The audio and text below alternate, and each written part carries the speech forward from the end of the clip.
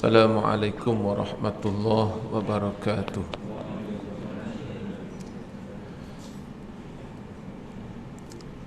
Alhamdulillahi rabbil alamin. Wassalatu wassalamu ala sayyidil mursalin wa ala alihi wa sahbihi ajma'in. Allahumma salli wa sallim wa barik ala habibil mustafa imamil muttaqin sayyidina rasulillah sallallahu alaihi wasallam wa ala alihi wa sahbihi wa mawala. Sidang jemaah muslimin dan muslimat yang dirahmati Allah. Terlebih dahulu marilah sama-sama kita panjatkan rasa syukur kepada Allah di atas keizinan, kesempatan dan juga kesihatan yang diberikan oleh Allah kepada kita. Sehinggalah pada pagi yang mulia ini kita dapat datang ke rumah Allah. Seterusnya kita dapat bersama-sama di dalam majlis ilmu. Mudah-mudahan kita semua diberikan rahmat, keberkatan dan juga pengampunan daripada Allah. Sudah tentulah muzakarah kita pada pagi ini berkaitan dengan Maulid Nabi sallallahu alaihi wasallam. Kita menzahirkan kegembiraan kita, kegairahan kita dengan kehadiran Nabi sallallahu alaihi wasallam.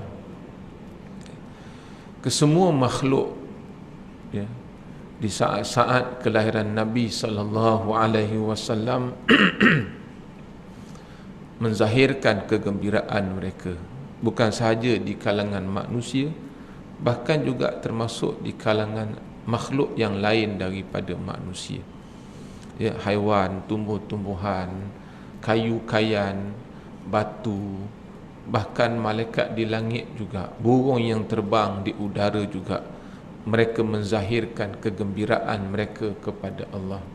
Bahkan seperti biasa saya akan ulang perkara ini, bahkan segala bintang-bintang di langit juga mereka menzahirkan rasa kegembiraan mereka di atas kelahiran Nabi sallallahu alaihi wasallam. Jadi tuan-tuan, ya, kita juga sebagai manusia menzahirkan rasa gembiranya kita di atas kelahiran Nabi sallallahu alaihi wasallam. Kerana dengan kelahiran Nabi sallallahu alaihi wasallam ia bermaksud, ya, contoh dalam surah As-Saba ayat ke-28. Di situ Allah Taala berfirman, "Wa ma arsalnaka illa kaffatan linnas basyiran wa nadhira, ya, walakinna aktsaran nasi la ya'lamun." Allah Taala sebut di situ, Allah Taala kata, tidaklah kami utuskan Nabi Muhammad sallallahu alaihi wasallam melainkan atas maksud memberi kesempurnaan. Allah Ta'ala bagi tahu kepada manusia, Allah utuskan Nabi atas maksud kesempurnaan. Kerana itu apa sahaja yang ingin dilakukan oleh manusia, maka manusia mestilah merujuk setiap perbuatan itu kepada perbuatan Nabi sallallahu alaihi wasallam. Itu maksud kafatan, ya. Dan Allah Ta'ala juga sebut Nabi ini bukan sahaja diutuskan atas maksud memberi kesempurnaan, bahkan Nabi juga diutuskan oleh Allah supaya Nabi ini memberi peringatan dalam bentuk yang boleh membahagiakan manusia. Ya, kita manusia ni begitu. Kita kena jadi seorang manusia yang kadang-kadang kita boleh beri rasa kegembiraan kepada orang lain. Tapi kadang-kadang kita kena beri nasihat juga kepada orang lain. Maksudnya nasihat yang boleh memberi peringatan, nasihat yang boleh memberi sedikit rasa takut dalam diri manusia. Sebab hal ini Allah Ta'ala ajarkan kepada Nabi. Allah bagi tahu kepada Nabi, basyira wa nadhira. Nabi Muhammad diutuskan oleh Allah supaya dia memberi peringatan-peringatan dalam bentuk khabar-khabar berita gembira. Ya, Nabi bagi tahu kepada kita, barang siapa di kalangan umat dia yang beriman kepada Allah, syurga. Siapa yang buat baik, pahala. Contoh Nabi kata apa? Nabi kata bi'ashri amsalihha. Barang siapa fama a'taitumuhu minha thayyibatin biha, ya, thumma ja'ala lakumut tad'ifa min asyaratin ila sab'i mi'atin ila ma la yusihi ghairuhu. Nabi kata barang siapa yang memberi Allah Ta'ala pinjam harta, barang siapa yang barang siapa yang memberi Allah Ta'ala pinjam hartanya dalam bentuk sedekah, dalam bentuk wakaf, dalam bentuk zakat, maka Allah akan beri kepadanya 10 pahala. Bahkan Allah Ta'ala juga boleh beri 700 pahala kepada dia. Bahkan kata Nabi, Allah Ta'ala juga boleh beri pahala yang melimpah ruah kepadanya tanpa had dan batas. Ini basyirah. Tujuan Allah Ta'ala utuskan Nabi supaya Nabi memberi khabar berita gembira kepada manusia. Dan dalam masa yang sama juga Allah Ta'ala kata tujuan Allah utuskan Nabi juga supaya Nabi memberi khabar berita yang boleh menakutkan manusia. Contoh, siapa yang tak beriman kepada Allah, nerakalah tempat dia. Okey, itu mukadimah kita. Tuan-tuan, sebagai hamba ataupun sebagai manusia yang menzahirkan rasa kegembiraan kita kepada Allah, kita kena tunjukkan rasa cinta kita kepada Nabi sallallahu alaihi wasallam. Ya. Manusia ni biasanya kalau dia suka kepada manusia yang lain, ada cara dia tunjukkan rasa tanda suka dia kepada manusia yang lain. Begitulah juga kita. Apa tanda kita ni cinta kepada Nabi sallallahu alaihi wasallam? Baik. Kalau ikut pandangan saya, kita boleh zahirkan 3 tanda cintanya kita kepada Nabi. Tanda pertama cintanya kita kepada Nabi tak lain dan tidak bukan kita kena banyak berselawat ke atas Nabi. Kita ni memang jenis orang yang dah suka berselawat, tetapi bila datangnya bulan Rabiul Awal ataupun bila sampai saja hari kelahiran Nabi, kita kena perbanyakkan selawat kita ke atas Nabi sallallahu alaihi wasallam. Sebenarnya tak semestinya nak tunggu 12 Rabiul Awal. Sepatutnya bila masuk saja bulan Rabiul Awal, bulan itu dinamakan bulan kita berselawat. Ya. Masuk saja Rabiul Awal, kita kena perbanyakkan selawat. Contoh, ada satu kita kata dia ni ulama sufi. Sebelum dia diangkat sebagai ulama sufi, dia ni seorang sastrawan. Dia suka mengarang syair-syair, ya, syair-syair dalam bentuk puji manusia. Kalau kata dia suka kat perempuan tu, dia akan karang satu syair, dia puji perempuan tu, ya. Sehinggalah satu hari dia minat, dia beralih kecenderungan dia untuk belajar dan mendalami ilmu agama. Akhirnya dia beramal, maka Allah Ta'ala pilih dia untuk menjadi seorang ilmuwan. Dan dia dalam kategori seorang ilmuwan dalam bentuk kesufian. Nama dia Al-Imam Al-Busiri. Asalnya Busairi, tapi sebab dia berasal daripada perkampungan Busairi di Mekah, di Mesir. Tapi dia digelar Al-Imam Al-Busiri. Imam Al-Busiri ni Allah Ta'ala uji dia seorang manusia yang Allah uji dengan penyakit lumpuh. Mata, telinga, mulut dia sempurna, tangan dia sempurna, tapi kaki dia lumpuh, dia tak boleh berjalan.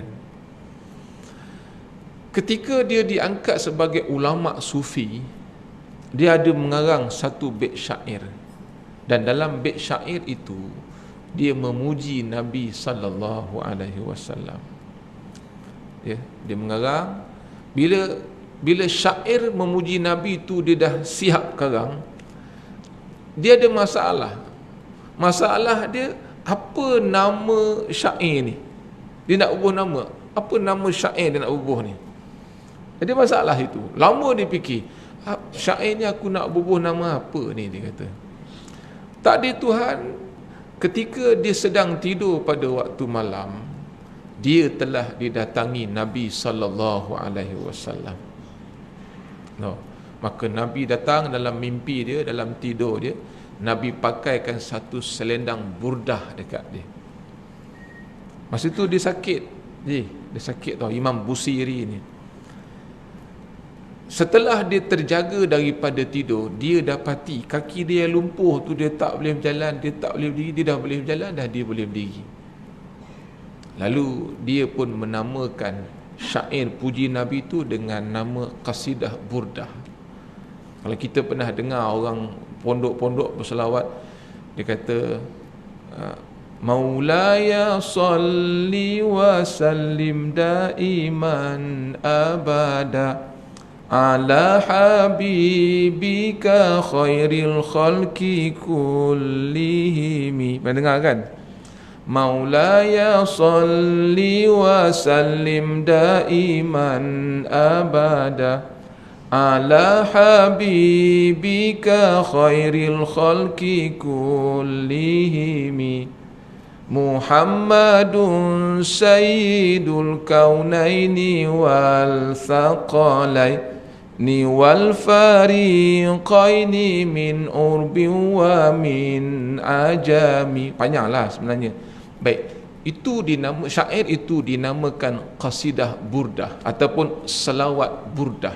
Dia sempena Nabi hadir dalam tidur Imam Al-Busiri, Nabi pakaikan dia selendang burdah tu. Maka dia pun menamakan syair ini dengan syair burdah ataupun selawat burdah. Baik, itu tanda Imam Al-Busiri menzahirkan rasa cintanya dia kepada Nabi sallallahu alaihi wasallam. Tuan-tuan, jadi pengajaran dia, kita sebagai hamba ataupun sebagai umat Nabi, kita juga boleh menzahirkan rasa cinta kita kepada Nabi dengan cara kita memperbanyakkan selawat kita ke atas Nabi.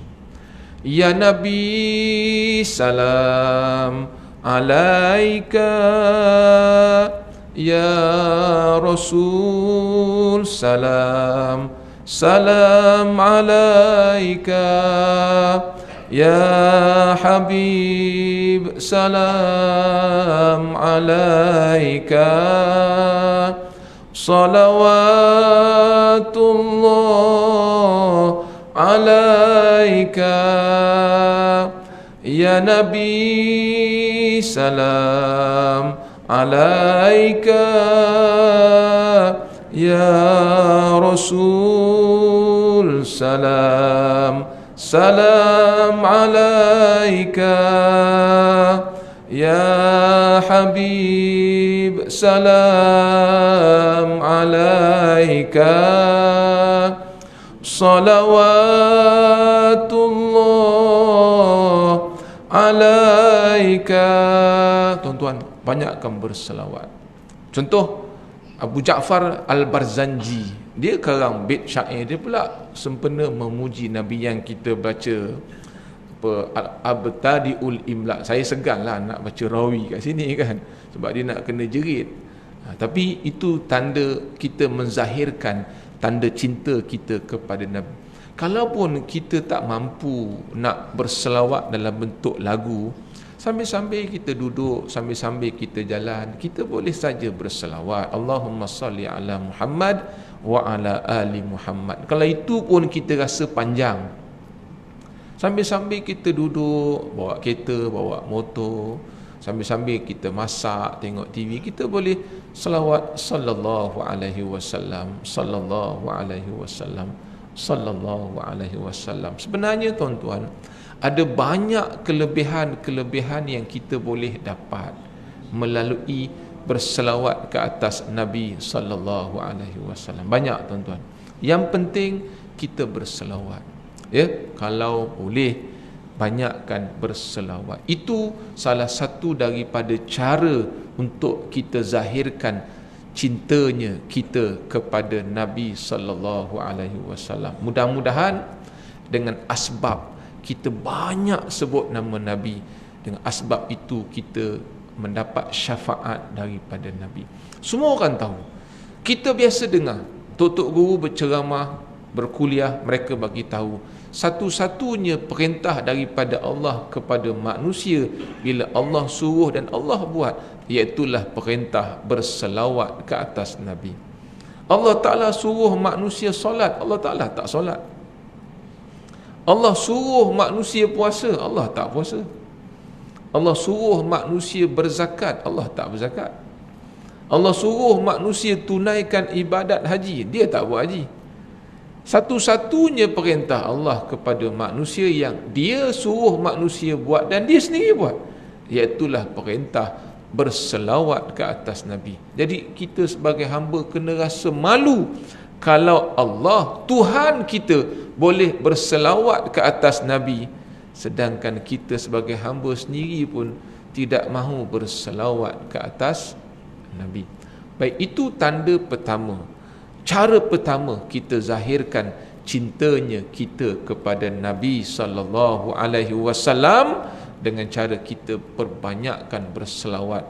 Kalau tak faham apa makna berselawat, maksudnya kita banyak sebut nama-nama Nabi sallallahu alaihi wasallam. Sebut sallallahu alaihi wasallam, sallallahu alaihi wasallam, sallallahu alaihi wasallam. Baik. Itu tanda pertama ataupun cara pertama untuk kita zahirkan cintanya kita kepada Nabi dengan cara kita memperbanyakkan selawat ke atas Nabi. Boleh Yang kedua, cara yang kedua untuk kita menzahirkan tanda cintanya kita kepada Nabi sallallahu alaihi wasallam ialah dengan cara kita mengamalkan sunnah Nabi sallallahu alaihi wasallam. Sunnah Nabi ni terlalu banyak kalau kita nak buat. Kita ambil satu pendekatan, kita tak boleh buat semua, jangan tinggalkan semua. Kita tak mampu nak laksanakan kesemua sunnah Nabi, jangan kita langsung tinggalkan sunnah Nabi. Kita tak mampu nak lakukan sunnah-sunnah yang kecil, kita lakukanlah sunnah-sunnah yang besar. Mungkin kita tak mampu nak berpakaian seperti mana yang pernah Nabi pakai. Dalam pakaian kita ada ala-ala sunnah, ada cara-cara sunnah. Contoh, mungkin tuan-tuan tak mampulah nak pakai ridah, pakai gitu kan. Ada orang dia malu, contoh. Nampak macam Habib pula, contohlah. Haji Sak kan, nak pakai malu. Baik, itu sunnah yang kecil. Kita tak mampu nak pakai serban, kita malu. Kita tak mampu nak pakai jubah, malu kan. Tapi sekurang-kurangnya kita boleh ambil sunnah yang besar di situ, iaitu menutup aurat. Nabi kata, ya, man sanna bisunnati, barang siapa yang menghidupkan sunnah aku ketika manusia sedang berada di dalam kerosakan. Ni zaman fitnah, zaman kerosakan ni. Apa pun kebaikan yang kita buat, orang akan pandang buruk. Apa pun percakapan yang kita ucap, walaupun percakapan tu baik, orang akan anggap buruk, jahat.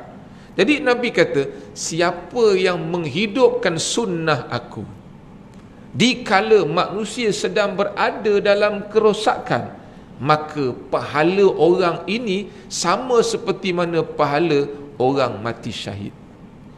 Ni zaman ni. Ya. Kita pakai pakaian, contoh tadi saya sebutkan.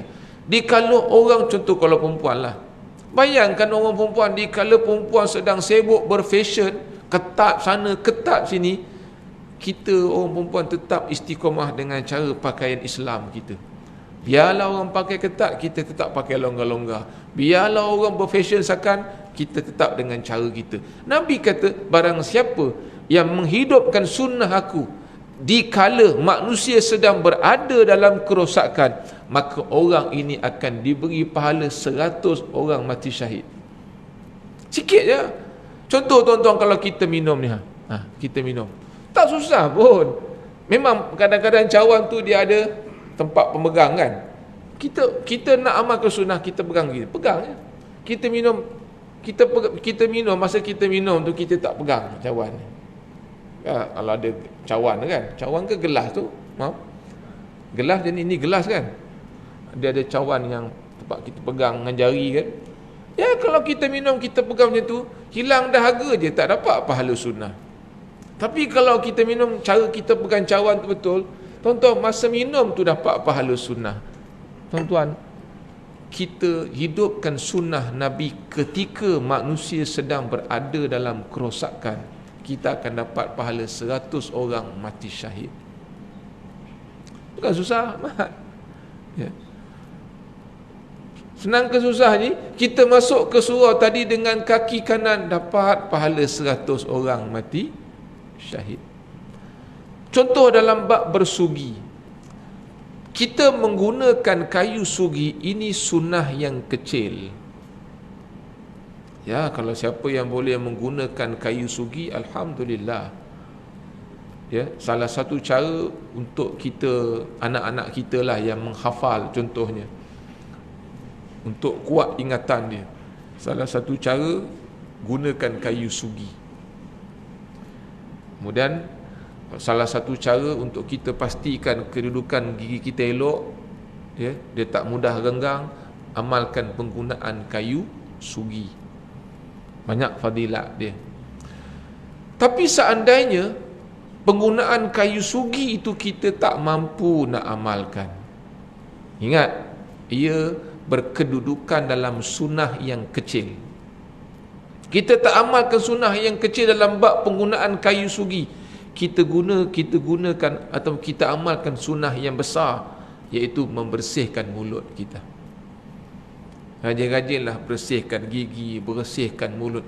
Bila kita bersihkan gigi kita, bersihkan mulut kita, itu namanya kita telah menghidupkan sunnah yang besar.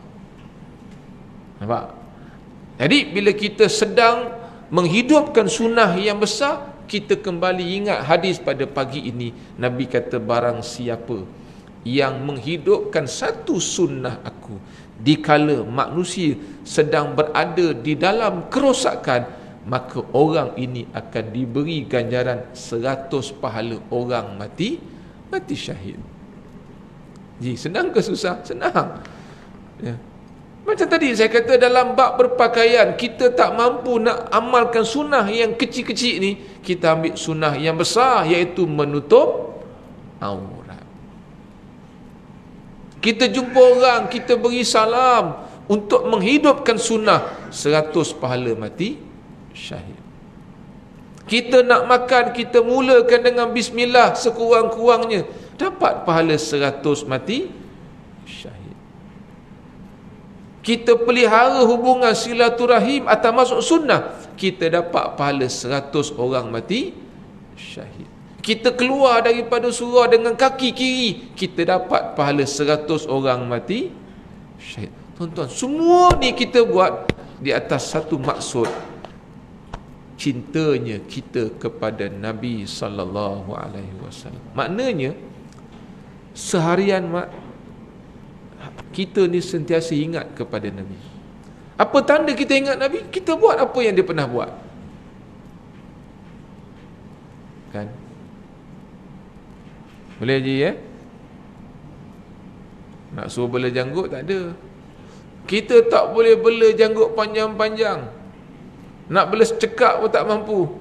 Belalah walaupun seciput ni, janggut cari makan. Ada gitu. Ada jugalah janggut gitu. Kan? Baik, tak mampu nak bela janggut, macam mana, memang jenis tak ada tumbuh bulu kan. Dia sunnah dia, siapa ada misai kan, dia sebenarnya kalau ikut antara misai dengan janggut, sunnah bela janggut. Dia sunnah dia salah satu. Kalau orang tu memang tak tumbuh misai, belalah, tak tumbuh janggut, belalah misai. Dandan pegang orang kita. Ni gitu. Siapa yang tak ada misai ataupun dia ada dua, misai dengan janggut, maka kalau boleh hilangkan misai tu, bela janggut. Tapi kalau orang jenis tak ada janggut, bagi ada misai, baru nampak jantan gitu. Ini licin ni kan. Dia ada satu, kalau kita belajar kan, orang lelaki ni elok kena ada salah satu, kalau boleh. Tak ada nak buat macam mana kan. Baik, kalau boleh orang lelaki ni kena ada salah satu. Kalau dia tak ada janggut, dia kena ada misai, walaupun nipis pun tak apa. Kalau dia tak ada misai, dia kena ada janggut, baru nampak kelakian dia. Kalau tidak, dia ni mirip seperti Amrod. Amrod ni budak kecil comel lah. Kalau orang tu comel aja, orang tu yang tak ada misai, tak ada janggut ni kan. Faham? Ini sunnah Nabi. Baik, kenapa kita boleh janggut? Sebab saya ingat Nabi. Maknanya orang lelaki ni bila dia sentiasa ada janggut, contoh, sentiasa dia ingat Nabi. Mana kita pergi, kita bawa janggut kan. Mana kita pergi makan, tidur, kita bawa kerja, kenapa kau boleh janggut? Sunnah. Tuan-tuan, dia jangan tengok janggut ni, tengok apa bila kita buat sunnah Nabi, itu tandanya kita sentiasa ingat Nabi. Mana bila seseorang ni dia hidupkan sunnah Nabi, itu bermakna dia bawa diri dia, dia didik diri dia untuk sentiasa ingat kepada Nabi sallallahu alaihi wasallam. Itu maksud yang tersirat di sebalik barang siapa yang menghidupkan sunnah Nabi. Itu maksud dia. Orang yang amalkan sunnah Nabi, itu bermakna orang ini sentiasa mengingati Nabi sallallahu alaihi wasallam. Baik lelaki, baik perempuan. Orang perempuan takkan nak boleh janggut kan. Sekurang-kurangnya kita amalkan sunnah yang terbesar, iaitu kita menutup aurat. Okey ya? Kalaupun kita mungkin tak mampu nak mengamalkan sunnah Nabi, sekurang-kurangnya kita boleh mengamalkan sunnah sahabat-sahabat Nabi. Sebab orang yang paling kenal Nabi, orang yang paling rapat dengan Nabi, sudah tentulah sahabat-sahabat Nabi. Jadinya apa yang dilakukan oleh para sahabat, kebanyakannya itu jugalah yang telah dilakukan oleh Nabi sallallahu alaihi wasallam. Contoh, kalau tuan-tuan pakai baju kurta kan, ala-ala Pakistan kan. Baju kurta ni dia bukan sunnah Nabi, dia sunnah sahabat, tahu. Kalau kita pakai jubah ni, itu sunnah Nabi. Tapi janganlah main bola pakai jubah, sunnah. Main bola pun dapat pahala sunnah, tak boleh lah. Dia agak-agak lah nak buat sunnah ni kan.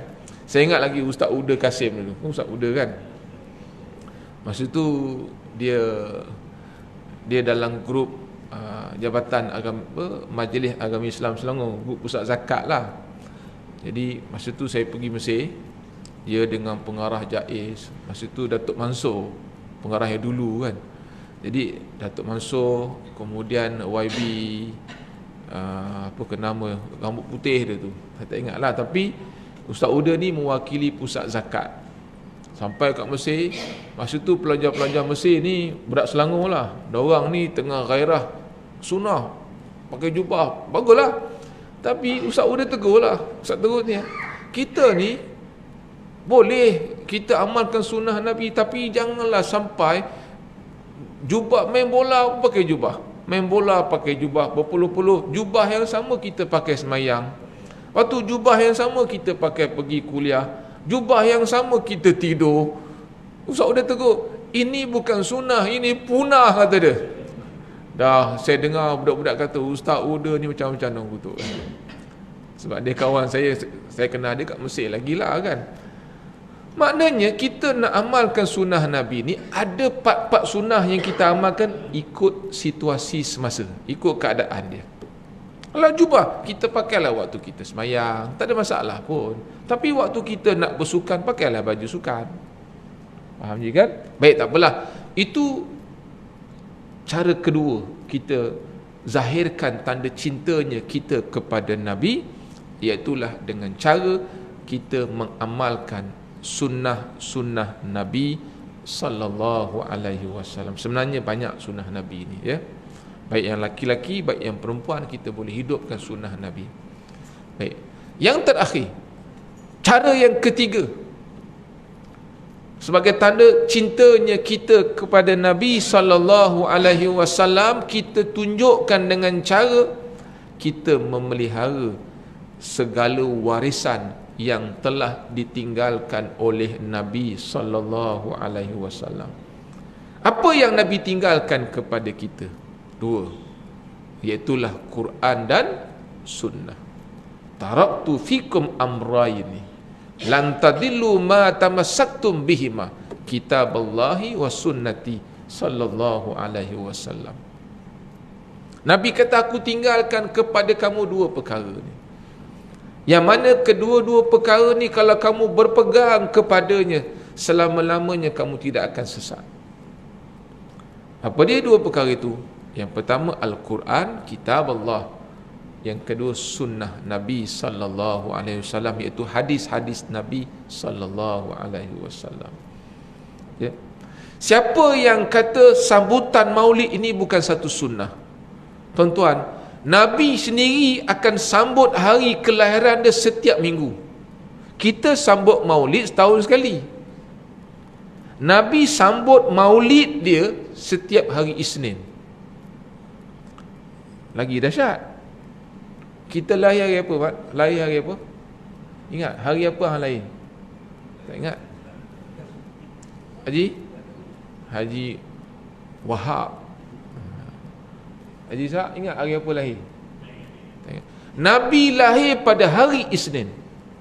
Walaupun pandangan yang masyhur mengatakan Nabi lahir pada tanggal 12 Rabiul Awal, pada hari Isnin.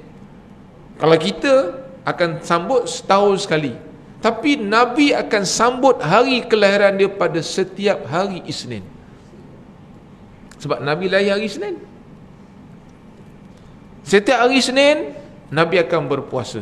Bila ditanya kepada Nabi kenapa? Sebab dia kata salah satu hari di mana hari kelahiran dia ialah jatuh pada hari Isnin. Jadi siapa yang kata sambutan Maulid ini suatu perkara yang sengaja diada-adakan? Ya, balikkan kita cek tengok, aku lahir hari apa ni? Okey, jangan lahir hari Sabtu sudah jamuan banyak. Macam tadi kita berselawat, kita memuji Nabi. Siapa kata berselawat memuji Nabi ni bidah?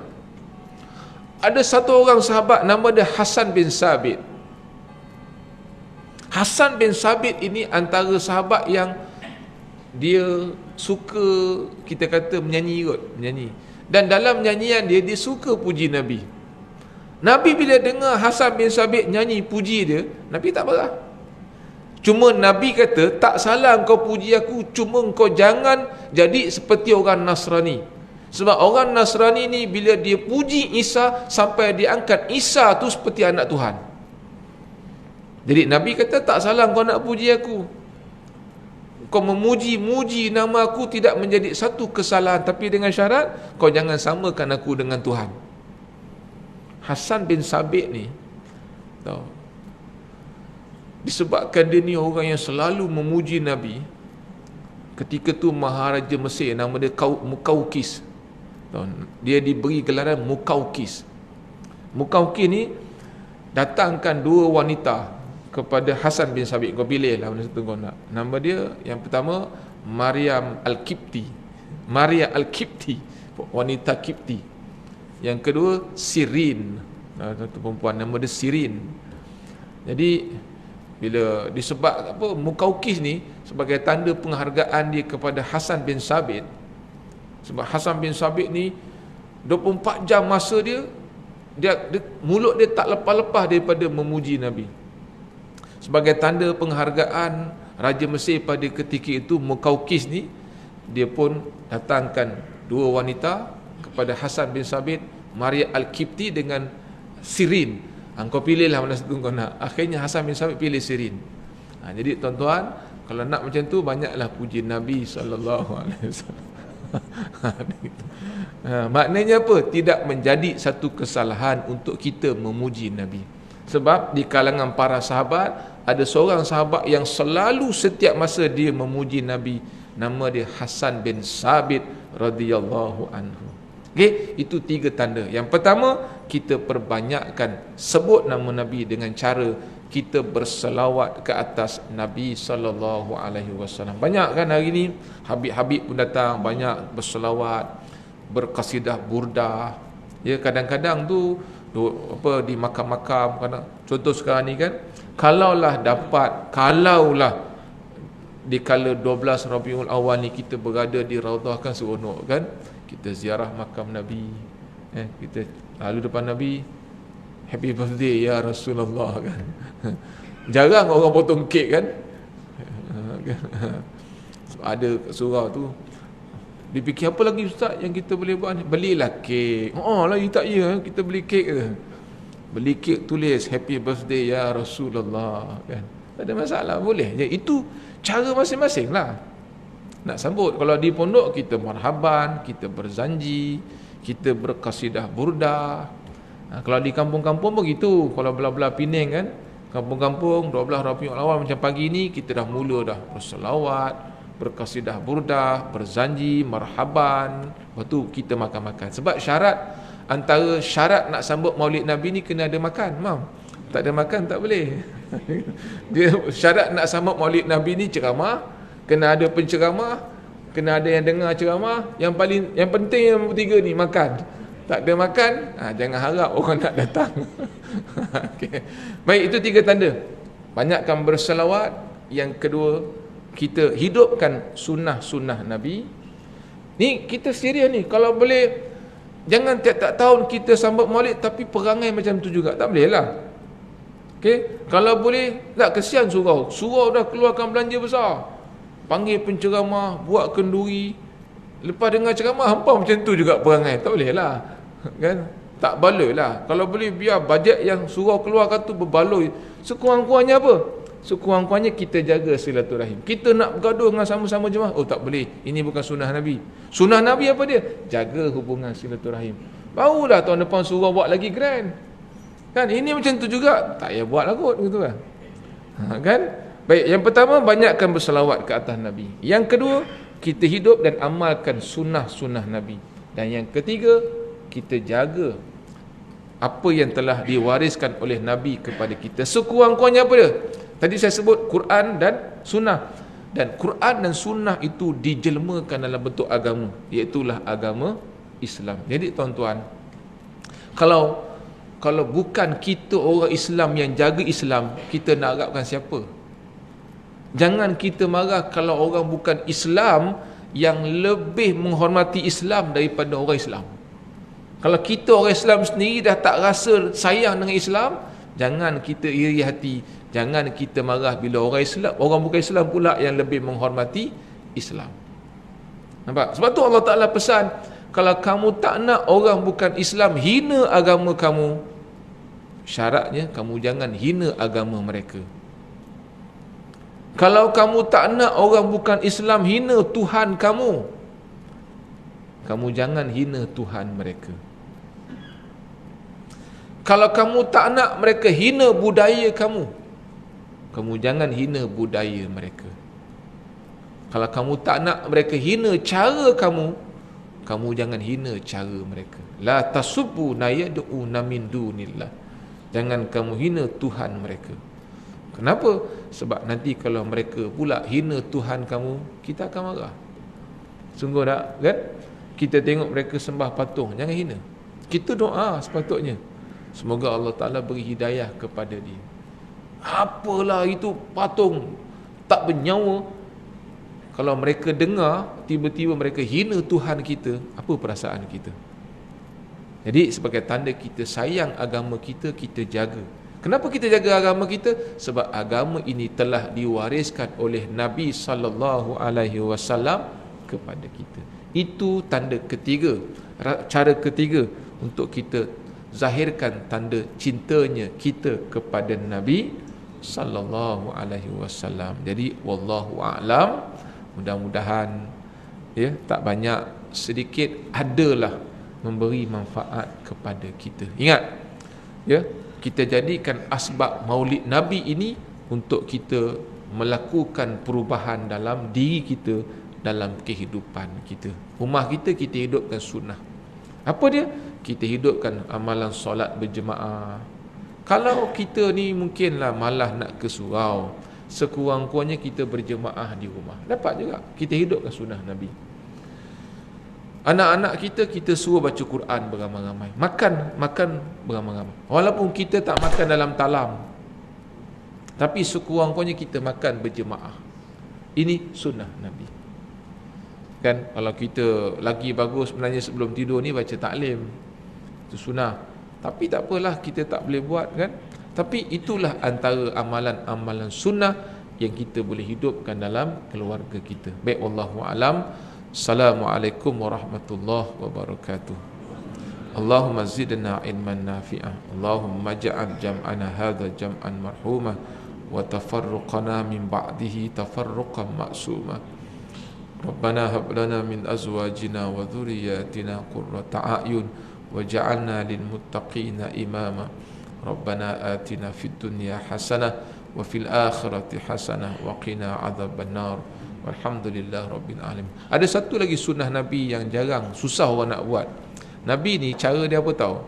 Nabi ni bila orang bercakap dia dengar dulu. Dia akan dengar dulu apa orang tu nak cakap, kemudian baru dia cakap. Yang kita ni pun kuat menyampuk. Orang mula bercakap dah menyampuk. Itu bukan sunnah Nabi. Baik, Assalamualaikum.